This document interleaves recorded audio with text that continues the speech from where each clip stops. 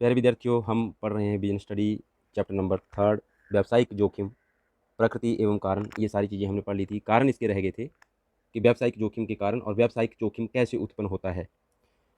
तो इस टॉपिक में हम इस वीडियो में ये जानेंगे कि व्यावसायिक जोखिम के कारण के बारे में हम जानेंगे कि कौन कौन से ऐसे कारण हैं जो व्यावसायिक जोखिम उत्पन्न करते हैं, यह कैसे उत्पन्न होता है, या इसके कारण कैसे हैं। तो आइए शुरू करते हैं। व्यावसायिक जोखिम के कारण, तो हम इसको 4 पार्ट्स में डिवाइड करेंगे। नंबर 1 प्राकृतिक कारण, नंबर 2 मानवीय कारण, और नंबर 3 इकोनॉमिक कॉजेज आर्थिक कारण, और फोर्थ है अन्य कारण या अदर कॉजेज। इसमें हम एक एक करके इसको डिस्कस करेंगे कि प्राकृतिक कारण क्या होते हैं और ये कैसे जोखिम उत्पन्न करते हैं, और व्यावसायिक जोखिम कैसे उत्पन्न करते हैं। तो देखिए, प्राकृतिक कारण जो होते हैं, नेचुरल कॉजेज, इसके अंतर्गत वे कारण आते हैं जो मनुष्य की शक्ति से बाहर होते हैं, अर्थात जिनके ऊपर मनुष्य का कोई कंट्रोल नहीं रहता। मनुष्य इनके बारे में केवल और केवल सोच ही सकता है, हालांकि निश्चित कुछ नहीं कहा जा सकता। और इनको रोकना हो तो बिल्कुल ही इनको रोकना तो बिल्कुल असंभव है। और इनमें कौन कौन से कारण हो सकते हैं प्राकृतिक कारण में भी? देखिए, आप मौसमी परिवर्तन की बात करें, मान लीजिए किसी व्यवसाय में मौसम का परिवर्तन जैसे हो रहा है, उसकी वजह से जो हानि होने की संभावना रहती है, वो सारे के सारा मौसमी परिवर्तन के अंतर्गत आता है, प्राकृतिक कारण के अंतर्गत आता है। जैसे हम समझते हैं कि इसका व्यवसायों के ऊपर बहुत प्रभाव पड़ता है, जैसे आंधी, तूफान, बाढ़, सूखा, हिमपात और आगजनी को सम्मिलित किया जाता है। मुझे लगता है कि इसमें जैसे, तो इससे भी हमें हमें जो व्यावसायिक जोखिम है वो उत्पन्न होता है। नंबर 2, इसमें देखें कि भूगर्भ में होने वाले परिवर्तन, जियोलॉजिकल चेंजेस। भूगर्भ में होने वाले परिवर्तनों से भारी हानि का सामना करना पड़ता है। जैसे भूकंप के एक झटके से बड़ी बड़ी इमारतें एक सेकंड में नष्ट होती देखी जा सकती हैं। तो जो व्यवसाय होते हैं, तो अगर भूकंप में बड़ी बड़ी बिल्डिंग्स या जहाँ पे व्यवसाय हो रहा है, या बड़ी बड़ी मेट्रो सिटीज़ हैं जहाँ पे जो बिजनेस हब हैं, वो सारी की सारी नष्ट हो जाती हैं। जैसे 2002 में आपने देखा होगा, गुजरात के जो भूकंप आया था भुज में, तो उसमें कितनी तबाही हुई थी। तो व्यवसाय पॉइंट ऑफ व्यू से अगर हम देखें, तो वहाँ पे भी कितनी इमारतें ख़त्म हुई थी, कितने बिजनेस, वहाँ पे बिजनेस को कितना नुकसान हुआ था। तो हम इससे अंदाज़ा लगा सकते हैं। थर्ड इसमें है अन्य प्राकृतिक प्रकोप। इसमें जैसे अदर नेचुरल कैलेमिटीज़, इसमें बिजली गिरना, वायुमंडल में विकार उत्पन्न होना, या जैसे किसानों के लिए, जैसे हम एक बार बहुत सारी यहाँ पे जो फसल थी वो टिड्डी ने बर्बाद कर दी थी।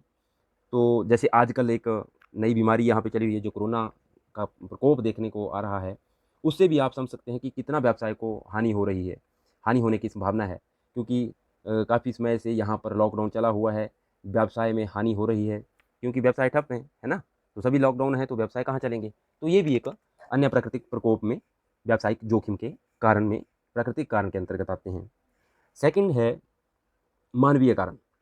ये जो हमने प्राकृतिक कारण पढ़े, इनके ऊपर हमारा कोई कंट्रोल नहीं होता।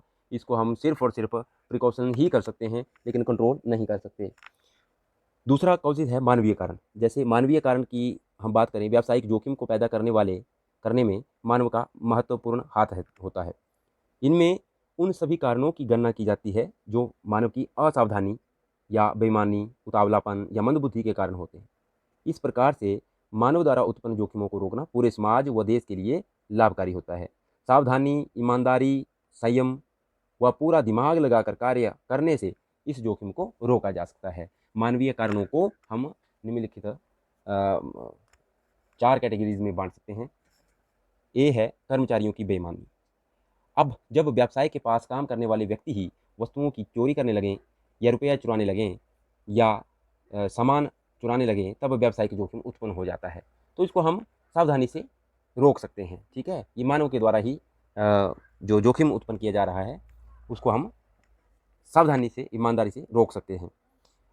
दूसरा है ग्राहकों की बेईमानी।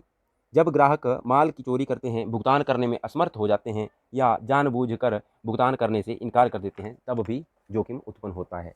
क्योंकि जोखिम क्या, जोखिम का सीधा सीधा मतलब है हानि की संभावना। तो ऐसे जितनी भी सारी एक्टिविटीज़ जिससे हानि होने की, व्यवसाय में हानि होने की संभावना रहती है, वो सारी की सारी कारण होते हैं। ठीक है, अब मानव के द्वारा देखना है हमने, मानव के द्वारा किए जाने वाली ऐसी एक्टिविटीज़ जिससे व्यवसाय में हानि होने की संभावना होती है। ठीक है, तो हम इस चीज़ को इस तरीके से समझ सकते हैं। जैसे कर्मचारियों की बेईमानी हमने पढ़ लिया, ग्राहकों की बेईमानी हमने पढ़ लिया कि वो चोरी कर ली, ग्राहकों ने चोरी कर ली या भुगतान नहीं दिया या जानबूझकर भुगतान करने से इनकार कर दिया, तब भी हमें व्यवसाय को हानि होने की संभावना रहती है, तो जोखिम बना रहता है। हड़ताल और तालाबंदी, देखो ये व्यवसाय में कर्मचारी वर्ग या जो वर्कर्स हैं, तो वो लोग कार्य करते हैं। ठीक है, बिना कर्मचारियों के, बिना ह्यूमन बीइंग के कोई भी व्यवसाय नहीं चल सकता। ठीक है, व्यवसाय को चलाने के लिए ह्यूमन बीइंग की ज़रूरत होती है।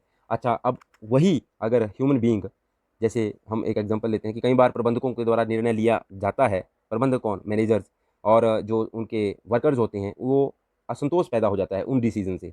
जैसे मान लीजिए किसी कंपनी में बोनस आदि की कम घोषणा किए जाने से किए जाने पर जो श्रमिक हैं या वर्कर्स हैं उनकी असंतुष्टि होती है और वो क्या करते हैं, हड़ताल कर देते हैं, और हड़ताल करेंगे और तालाबंदी कर देंगे, फैक्ट्री को चलने नहीं देंगे, व्यवसाय को चलने नहीं देंगे। तो वो वही जो चीज़ें हैं, हड़ताल और तालाबंदी, ये व्यावसायिक जोखिम उत्पन्न कर देती हैं। फोर्थ है असावधानी से काम करना, वर्किंग केयरलेसली। जब कभी व्यवसाय का स्वामी असावधानी से मांग का अनुमान लगा लेता है तथा श्रमिकों या किसी अन्य द्वारा गोदामों में, जैसे एक एग्जांपल ले रहे हैं कि जलती हुई बीड़ी सिगरेट फेंकने से आग लग जाती है, इससे भी व्यावसायिक जोखिम उत्पन्न हो जाता है। असावधानी की बात करें तो व्यवसाय में जो कर्मचारी कर रहे हैं, हम क्योंकि मानवीय कारण पढ़ रहे हैं, तो हम मानव के द्वारा ही की गई मानव की द्वारा की गई असावधानी या उनके द्वारा उनके उनके कारण जो व्यवसाय को हानि होने की संभावना रहती है, वही हम इसमें पढ़ेंगे। असावधानी कैसे, जैसे बीड़ी सिगरेट पी ली और उसको उस फैक्ट्री में आग लग जाती है, तो ये किसकी सावधानी से, असावधानी से काम हुआ, कर्मचारियों की असावधानी से या श्रमिकों की असावधानी से। तो ये था हमारा दूसरा मानवीय कारण। और थर्ड पढ़ते हैं आर्थिक कारण, इकोनॉमिक काउजेज। देखिए इकोनॉमिक काउजेज, आर्थिक, आपको पता होगा कि जो इकोनॉमिक्स है उसमें हम इन चीज़ों को पढ़ते हैं। तो अभी हम थोड़ा सा, मैं ये समझ रहा हूँ कि आपको इस चीज़ के बारे में थोड़ा पता होगा, लेकिन फिर भी मैं थोड़ा सा, चलो इसको डिफाइन कर देता हूँ। जैसे इसका संबंध बाजार में होने वाले परिवर्तनों से होता है। आर्थिक का मतलब है कि अर्थ, अर्थ मीन धन, और धन से संबंधित कारण। ठीक है, तो आर्थिक की बात करें, इकोनॉमिक्स की बात करें, तो इनका संबंध बाजार में होने वाले परिवर्तनों से होता है, और बाजार में निम्नलिखित परिवर्तन हो जाते हैं, होते रहते हैं। जैसे अच्छा, मार्केट है, और मार्केट में जब परिवर्तन होगा, जैसे नंबर एक, फैशन में परिवर्तन। ठीक है, तो उपभोक्ताओं की रुचि अगर चेंज हो जाती है या फैशन में परिवर्तन हो जाता है, उससे क्या होगा कि जो हमारे पास स्टॉक पड़ा होगा वो नहीं लगेगा, उसको कोई खरीदेगा नहीं, तो वो भी हानि होने की संभावना होती है या हानि होती है। इसलिए फैशन में परिवर्तन अधिक जोखिम उत्पन्न कर देता है। ठीक है, अब हम मार्केट के पॉइंट ऑफ व्यू से ही सोचेंगे, आर्थिक कारण, आर्थिक नुकसान हमें कैसे हो रहा है, किसके कारण, बाजार की कंडीशंस या बाजार से संबंधित जो काम वहाँ पे हो रहे हैं या परिवर्तन वहाँ पे हो रहे हैं, ठीक है, एक्टिविटीज़ वहाँ पे हो रही हैं, उनकी वजह से जो हमें हानि होती है या व्यवसाय को जो हानि होती है, वो व्यवसाय की जोखिम का कारण बनती है। जैसे मूल्यों में परिवर्तन, अब इसमें भी हम ले लें कि वस्तुओं के भाव में अगर कम या अधिक होने से भी आर्थिक जोखिम उत्पन्न होता है। ठीक है, तो जब भी जो कम्पिटिटिव एग्ज़ाम है उनमें अगर आपसे पूछा जाए, ऐसे दो चार ऑप्शन दे दिए जाएँ कि बताइए आप आर्थिक का, इनमें से आर्थिक कारण कौन सा है जो जोखिम उत्पन्न करता है, तो 4-5 ऑप्शंस आपके पास दे दिए जाएँ, तो ये देखिए आर्थिक कारण में आता है, फैशन में परिवर्तन हो गया, मूल्य में परिवर्तन हो गया, प्रतियोगिता का प्रभाव, ग्राहकों को सुविधाएँ प्रदान करना, सी की बात करते हैं, इसकी थर्ड की बात करते हैं, प्रतियोगिता का प्रभाव। प्रतियोगिता के अंतर्गत यदि बाजार में एक व्यापारी अपनी वस्तुओं का मूल्य कम कर दे, तो अन्य व्यापारियों को भी कम करना पड़ेगा, इससे लाभों में कमी आ जाती है।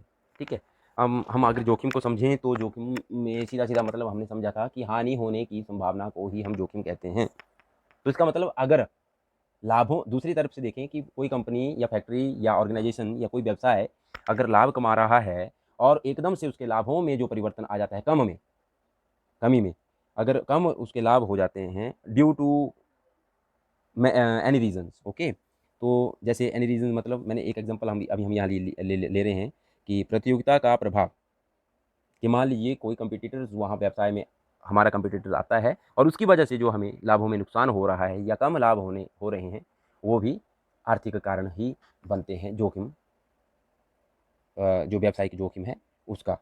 ठीक है, तो आई होप कि आपको ये सब समझ आ रहा होगा। थोड़ा आपने उस लेवल पे जाके सोचना है, ठीक है?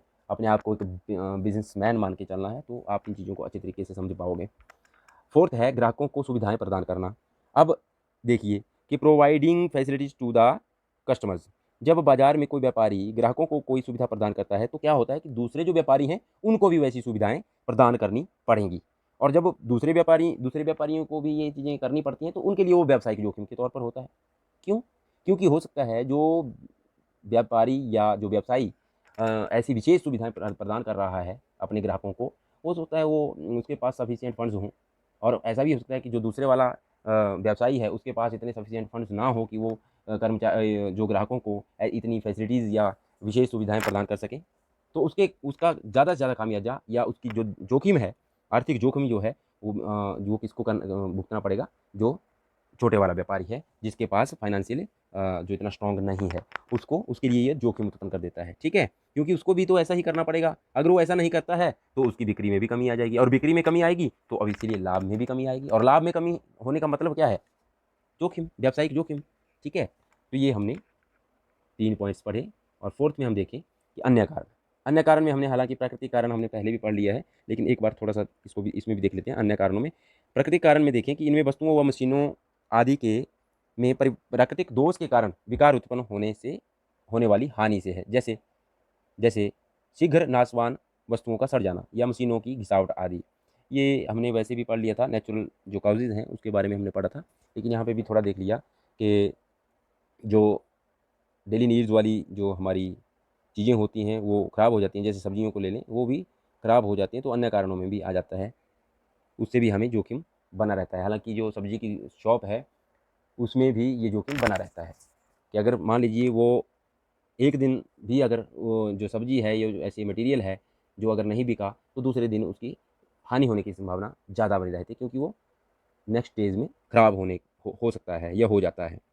दूसरा देखें तकनीकी कारण। पुरानी मशीनों के साथ स्थान पर नई तकनीकी से तैयार मशीनों का बाजार में आ जाना। अब टेक्निकल जो कॉजेज है वो कैसे है कि मान लीजिए आज से कुछ समय पहले जो टाइपराइटर का यूज़ होता था, ठीक है? आज टाइपराइटर का कोई यूज़ नहीं है, कंप्यूटर का ज़्यादा यूज़ हो रहा है। तो एकदम से मान लीजिए एकदम से उसमें चेंजेज़ होता है, तो वो टेक्निकल कारण बन गया, टेक्निकल कॉजेज़ बन गया ना, तकनीकी कारण बन गया। क्योंकि पुरानी मशीनों के स्थान पर एकदम से नई तकनीक आ जाना, वो किसके लिए जोखिम पैदा कर देता है? जिन व्यवसायियों के पास इतनी सुविधा नहीं है कि वो एकदम से न्यू टेक्नोलॉजी को अडॉप्ट कर सकें या परचेज़ कर सकें या बाय कर सकें, है ना? तो इसकी वजह से भी वो आर्थिक जो जोखिम है, व्यावसायिक जोखिम वो उत्पन्न होता है। थर्ड है यांत्रिक कारण। कई बार मशीनों को तैयार करते समय उनमें कोई दोष रह जाता है और हम दूषित मशीन का प्रयोग करने लग जाते हैं और उसके भयंकर परिणाम सामने आते हैं। जैसे कि कई बार किसी छोटी सी मैकेनिकल जो काउज़ है, मैकेनिकल जो प्रॉब्लम्स है, वो अगर किसी मशीनरी को तैयार करते वक्त रह जाती है तो उसकी वजह से जो काउज़ेज़ होता है उसको हम यांत्रिक कारण के अंतर्गत लेते हैं। कि जब किसी बॉयलर होता है एक, उसमें चलते-चलते विस्फोट हो जाना। तो ये सारे कारण जो हैं वो अन्य कारणों में आते हैं। और प्रबंध के कारण एक और रह गया हमारा, मैनेजरियल कॉजेज़। पूरे व्यवसाय का आधार प्रबंध ही है या प्रबंधक ही होता है। क्योंकि हम व्यवसाय हमारा व्यवसाय तभी अच्छे तरीके से चलेगा जब हम उसका अच्छे तरीके से मैनेज कर पाएँगे, ठीक है? और मैनेज कौन करता है? मैनेजर करता है, ठीक है? तो पूरे व्यवसाय का आधार कौन हुआ? प्रबंधक होता है। और यहीं पर क्या होता है? नीतियाँ बनाई जाती हैं और उनका निर्धारण किया जाता है, डिसीज़न्स लिए जाते हैं,